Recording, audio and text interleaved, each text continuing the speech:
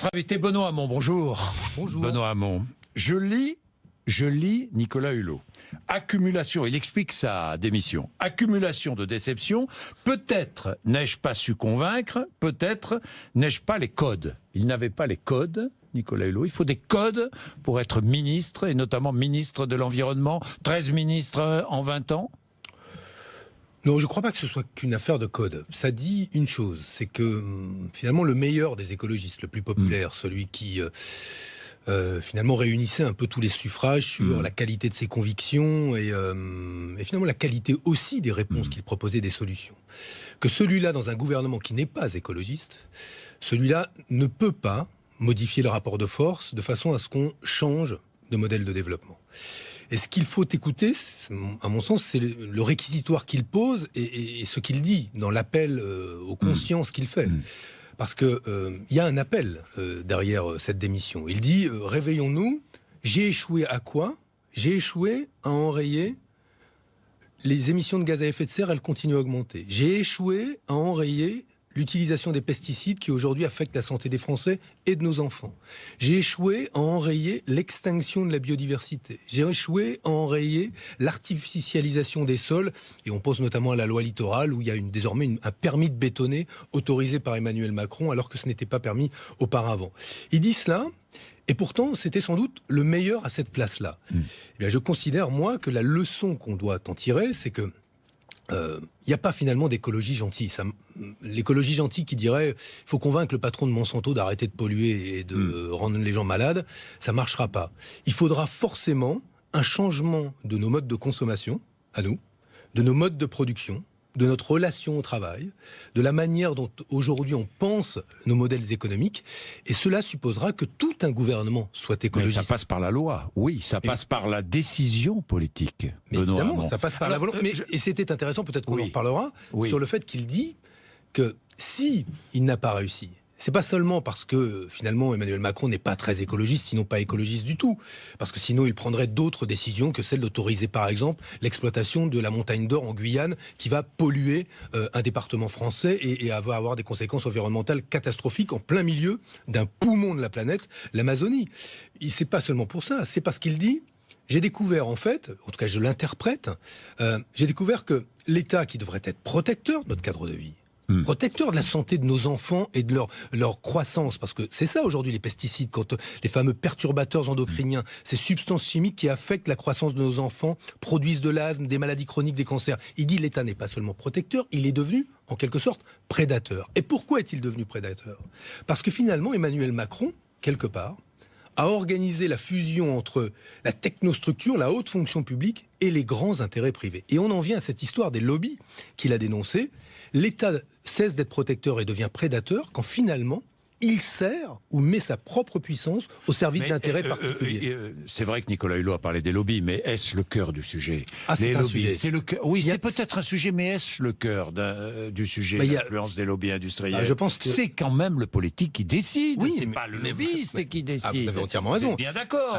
La question est, alors, si je peux me permettre, moi j'ai été confronté à cette question-là comme ministre. J'ai été ministre. D'ailleurs, sa situation m'a rappelé des souvenirs, ce dilemme que l'on peut avoir en soi, qui vous tord le ventre et vous réveille la nuit, au moment où vous vous dites « je veux continuer ma tâche, mais au fond, je ne suis plus d'accord avec ce que fait ce gouvernement ». Et j'ai compris, c'était courageux ce qu'il a fait. C'était pas un acte de faiblesse. Vous avez démissionné vous-même. Oui, mais vous avez compris sa démission. J'ai vu le courage qu'il faut pour prendre cette décision contre le système.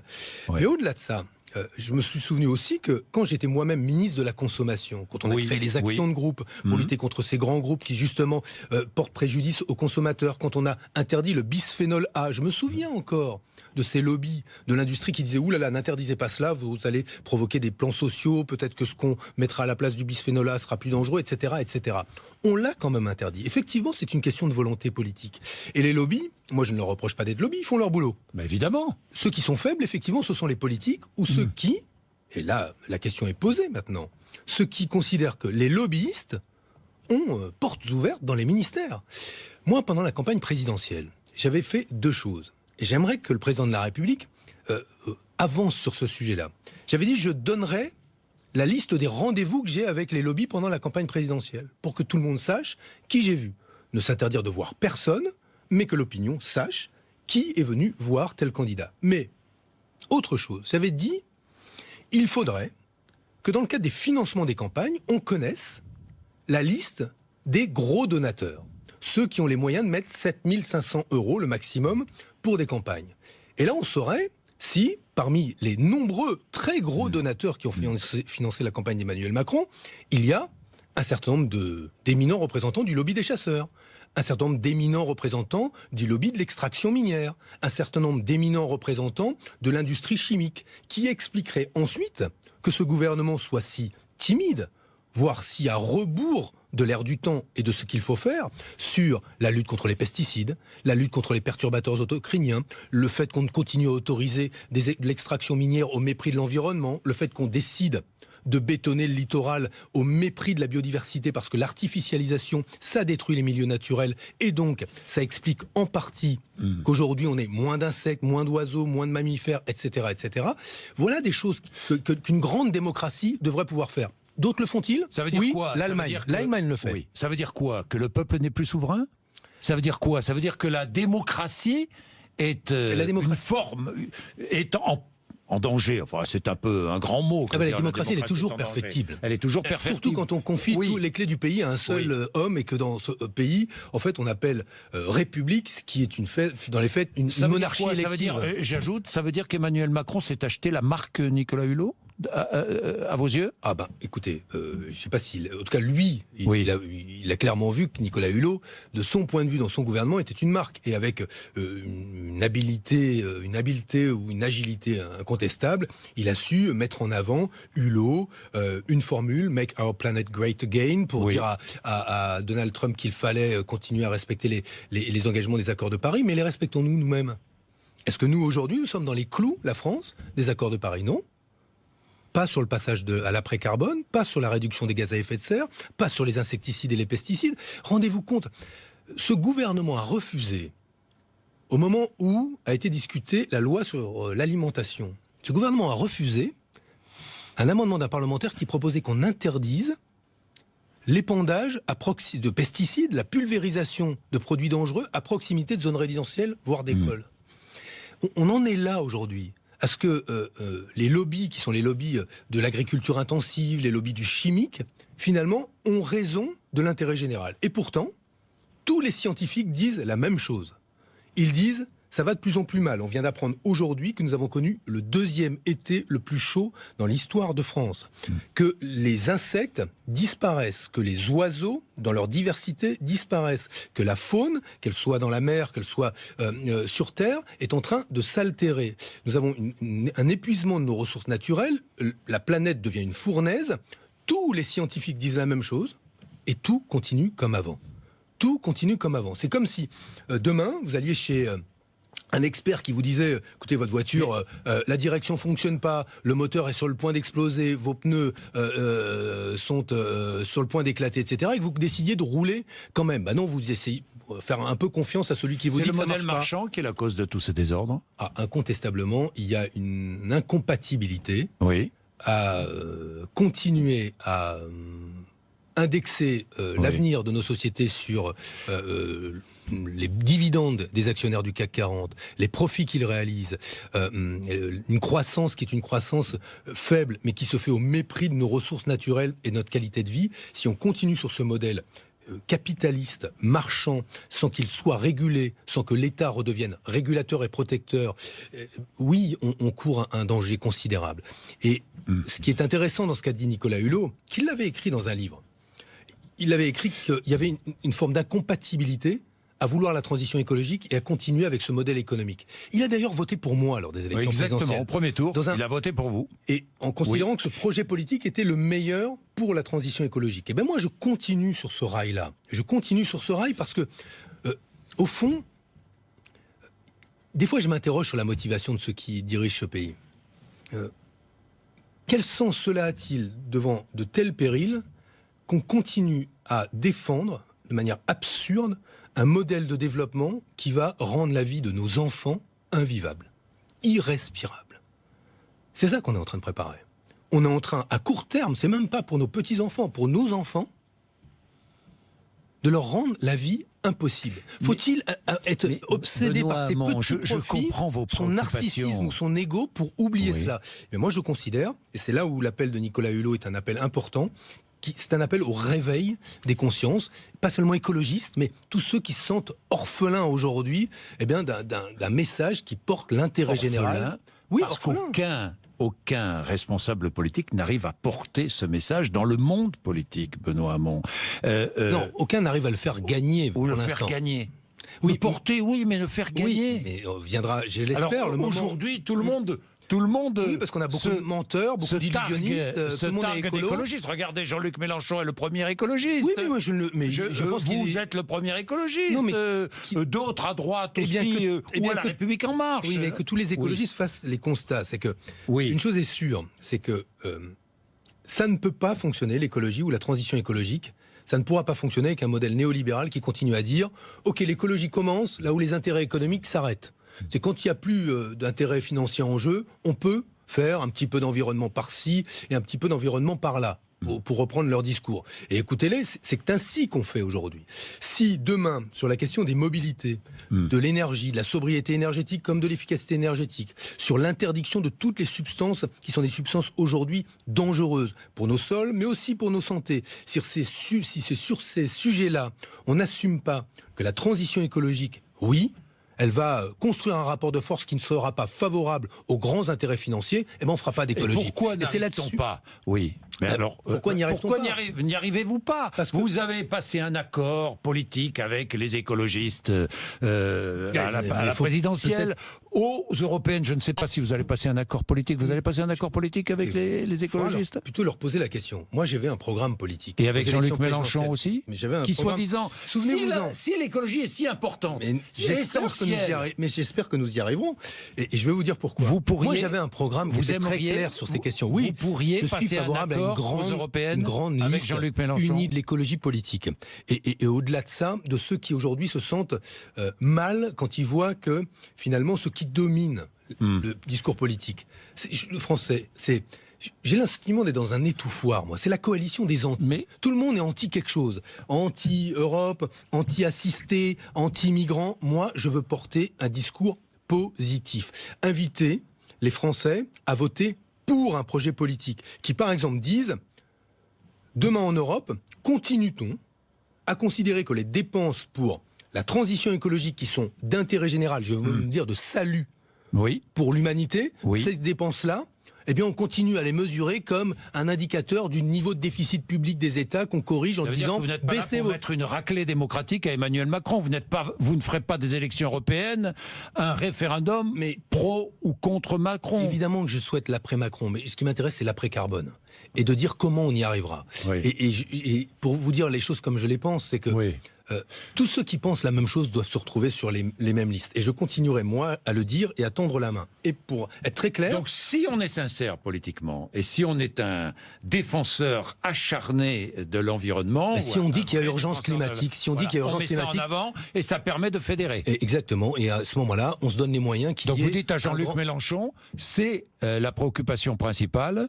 Me semble-t-il aujourd'hui. Rangeons-nous derrière cette bannière. Les sujets ne manquent pas. On pourra parler du coup du libre-échange et des traités de libre-échange aujourd'hui que s'apprête à signer l'Europe soutenue par Emmanuel Macron et qui sont qui vont accélérer la dégradation du climat, accélérer la dégradation des écosystèmes, etc., notamment avec le Canada ou avec les États-Unis. On pourra parler de l'impératif aujourd'hui de mettre la Banque Centrale Européenne dans l'argent qu'elle crée au service de la transition écologique. Ne se mettons pas dans la tête que l'arrivée des migrants dépend en partie des conditions climatiques aussi.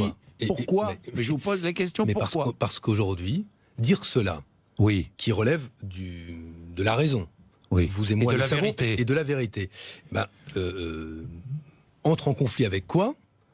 Avec le fait qu'aujourd'hui, par démagogie, par cynisme, ou par conception de la nation qui est une conception agressive, étroite, on considère que le sort de la France et de l'Europe passe par le fait d'ériger des murs et que ces murs doivent être les plus étanches possibles. Il n'y aura aucun mur qui empêchera des dizaines de milliers de personnes qui fuient ou les conflits ou la mort liée au réchauffement climatique de franchir la Méditerranée et de venir chez nous. La question est donc, quelle hospitalité, quelle solidarité, quelle politique d'accueil pour faire face à ce que sera ce phénomène-là. Mais au-delà de ça, pour sauver nos propres vies, pour sauver celles de nos enfants, pour rendre le monde vivable, il faut se pencher sur cette question de la transition écologique. Et la transition écologique, ça commence par faire en Europe et en France les efforts pour réduire nos gaz à effet de serre. Ces idées-là que vous allez défendre aux Européennes. Oui, je vais les défendre, et je vais les défendre en même temps avec, même si le climat n'y pousse pas, en essayant d'être le plus positif possible. Parce que ce qui se passe en Allemagne avec des rafles, la chasse aux migrants, comme en Italie, ce qui se passe... L'axe, l'axe, oui, j'emploie volontairement le mot l'axe Salvini-Orban. Oui, l'axe Salvini-Orban, et quelle hypocrisie de la part des dirigeants prétendument libéraux sur le plan politique. Parce que, allez-vous me dire, pour un migrant en danger de mort dans la Méditerranée, quelle est la différence entre un port français fermé et un port italien fermé? Il n'y en a pas. Pourtant, il y en a un qui dit je ferme mon port, l'italien, parce que je ne veux pas de migrants et qui assume être un fasciste. Puis un Français qui dit c'est pas bien ce que font les Italiens et c'est pas bien la manière dont ils parlent les migrants, mais qui ouvre pas davantage le port. Donc il y a des gens qui assument construire leur message politique contre les migrations, et moi je comprends que ça inquiète et que ça angoisse. Je ne suis pas dans le déni de cela. Je comprends que ça angoisse, mais je dis, attention, si nous n'avons pas une politique de l'hospitalité et de la solidarité, les gens seront quand même chez nous, mais clandestins, et les dangers, les inégalités, la pauvreté et les violences seront plus fortes.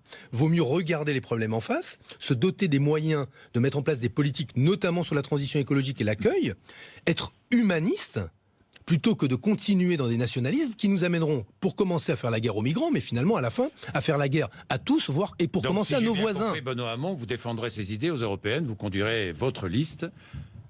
Oui. Alors écoutez, je vais vous dire, je pense que... Oui, non, mais je vais être très honnête avec vous. Oui, mais vous avez raison, mais c'est important. Oui. Mon attitude à moi, je ne peux pas commencer par dire que le problème, c'est à la fois le libéralisme, qui est en train de miner ce continent, mais aussi le narcissisme et l'égocentrisme des dirigeants qui pensent qu'ils doivent être forcément en tête de liste, etc. Parce que ça, honnêtement, ça, c'est pas la hauteur, notamment à gauche. Ce dont la gauche est orpheline, c'est pas de dirigeants, et elle en a plein, et qui veulent être sous les projecteurs, beaucoup. Ce dont elle est orpheline, en tout cas ce dont sont orphelins les électeurs de gauche, c'est d'un grand projet mobilisateur qui ne soit pas qu'un projet anti-Macron. Vous l'avez, ce projet. Nous le porterons, mais moi je veux, et je commence à partir de la semaine prochaine, d'ailleurs de ce week-end, où je serai à Albertville, un Tour de France des fraternités et des solidarités. Et je proposerai au terme de cela le rassemblement le plus large, qui ne commence pas par dire que je serai tête de liste. Non, mais d'accord. Non, mais c'est très important. Pardon de le dire, mais moi j'en ai ras-le-bol. Oui, mais on me ramène toujours à la petite boutique. Là où justement je ne veux pas de cela. Il faut assumer, vous allez... Mais j'ai assumé, moi, monsieur Bourdin. J'allais vous dire, moi j'ai assumé d'être candidat contre, de quitter un gouvernement parce que j'étais pas d'accord. J'ai assumé d'être candidat aux primaires et j'ai battu Valls, et Hollande n'a pas été candidat parce qu'il ne voulait pas être candidat contre moi. J'ai assumé, y compris une campagne présidentielle, contre ma propre famille politique qui n'a cessé de me planter des couteaux dans le dos, et j'ai découvert le grand moment où la victoire aurait été collective mais la défaite a été très solitaire. J'ai découvert que ceux qui étaient très avec moi pendant la campagne considère aujourd'hui que finalement je n'avais plus de programme. Oui, j'ai connu tout cela. Moi, les épreuves et les prises de risques, je les connais. Et je les ai connues. Et je ne change pas. Je reste sincère sur les convictions que j'ai. Quand j'ai défendu le revenu universel, j'y croyais. Donc vous défendrez quand je défendais la santé environnementale. Oui, je le défendrai aux élections européennes. Est-ce que c'est pour dire que je serai tête de liste? Non. Pourquoi pas? Aujourd'hui, pourquoi pas? Mais au moment où, parce que nous aurons construit un rassemblement citoyen avec ceux qui pensent que l'humanisme c'est important et que l'humanisme c'est l'écologie. Avec Jean-Luc, s'il clarifie, je suis heureux qu'il ait renoncé à son plan B, en clair. Je l'entends. Il semble avoir reculé aujourd'hui et dire nous abandonnons l'idée d'un plan B et de la sortie de l'euro et de l'Europe. Bon, c'est bien qu'il ait renoncé à cela. On va voir, je l'écoute. Je peux rencontrer tout le monde. On a nos téléphones. Non, mais c'est facile. Je peux rencontrer aussi Olivier Faure, Yannick Jadot. Non, ça fait longtemps qu'on ne s'est pas vu, mais je souhaite, je veux le dire simplement, c'est que lui et moi, on est pour la 6ème République. Et la 6ème République, c'est l'intelligence collective. L'intelligence collective, elle s'adresse aussi aux écologistes, parce qu'il serait temps aujourd'hui de considérer que la bonne élection, c'est pas tous les 5 ans pour les écologistes, et puis après, il n'y a plus rien du tout. En gros, les européennes ont fait un bon score, puis on disparaît. Ce serait bien que la bonne élection, ce soit toutes les élections pour les écologistes au sens large, qu'on rentre dans l'âge adulte de l'écologie politique. Donc je m'adresse à eux, comme aux socialistes qui pensent aujourd'hui qu'il faut rompre avec ce social-libéralisme qui les a perdus. Eh bien, à tout cela, je dis l'intelligence collective, ça suppose de ne pas faire ce qu'on a fait avant. Pas faire ce que Macron fait, c'est-à-dire dire il n'y en a qu'un parmi nous, un seul, un homme providentiel, c'est toujours des hommes, c'est jamais des femmes, vous avez remarqué, comme quoi la Ve République, elle reste bien machiste et bien sexiste de ce point de vue-là, et tout le monde se réunit ou se rallie derrière lui. C'est pas ça, comme ça qu'il faut procéder. Et on va analyser les convergences, mais aujourd'hui, il me semble qu'il faut porter un projet qui aille au-delà de l'anti-Macron, soit positif et redonne aujourd'hui aux orphelins d'une gauche conquérante matière à se mobiliser. Ils le font sans nous. S'ils le faisaient avec nous, je pense que ça changerait beaucoup de choses et ça redonnerait beaucoup d'espoir, pas simplement aux gens de gauche, mais aussi à nos enfants. Voilà. Merci Benoît Hamon. 8h57.